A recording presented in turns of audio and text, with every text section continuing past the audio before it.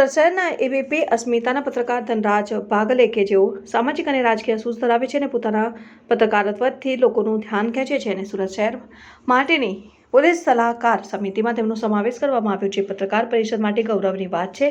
એક સામાન્ય પરિવારમાંથી આવતા ધનરાજ બાગલે તેમની નાની ઉંમરે સમાજના અનેક સળગતા પ્રશ્નો પર પત્રકારત્વ કર્યું છે।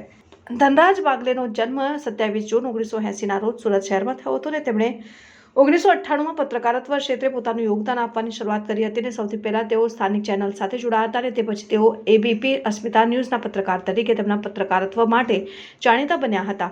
સુરતમાં બોમ્બ પ્લાન્ટેશન હોય કે પછી કચ્છમાં ભૂકંપ અને હંમેશા પોતાના જીવની પરવા કર્યા વિના પત્રકારત્વ કર્યું છે। એટલું જ નહીં, સુરતમાં પૂર જેવી કપરી પરિસ્થિતિમાં પણ તેમણે પત્રકારત્વ ક્ષેત્રે મહત્વનું યોગદાન આપ્યું છે અને તાજેતરમાં તેઓ એબીપી અસ્મિતા ન્યૂઝ ચેનલના દક્ષિણ ગુજરાતના બ્યુરો ચીફ છે અને રાજકીય પત્રકારત્વમાં મજબૂત પ્રભાવ ધરાવતા ધનરાજ બાગલનો શહેરની કાયદો અને વ્યવસ્થાને સુવ્યવસ્થિત કરવા માટે રચાયેલી પોલીસ સલાહકાર સમિતિમાં સમાવેશ કરવામાં આવ્યો છે। બ્યુરો રિપોર્ટ તન્ના સમાચાર સુરત।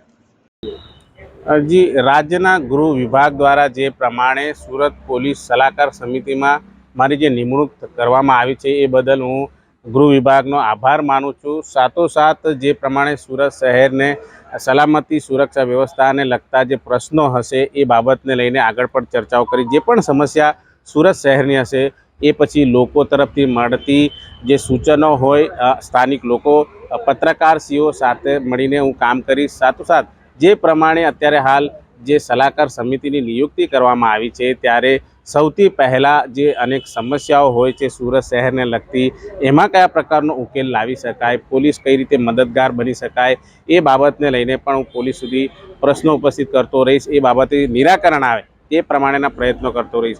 खास करीने जे पत्रकार मित्रों छे, मारा जे सहपाठीओ छे तेमणे मने मदद करी छे अने अत्यार सुधी जे रीते तमाम पत्रकारश्रीओनी मदद थकी हूँ आ स्थान पर पहोंच्यो छूं त्यारे तमाम जे स्थानिक लोकोना मुद्दा होय, पत्रकारश्रीओना प्रश्नो होय, रजूआतो होय, तमाम मुद्दाओने पोलीस सुधी पहोंचाडीने तेनो प्रश्नोનું નિરાકરણ આવે તે પ્રમાણેનો પ્રયાસ કરીશું।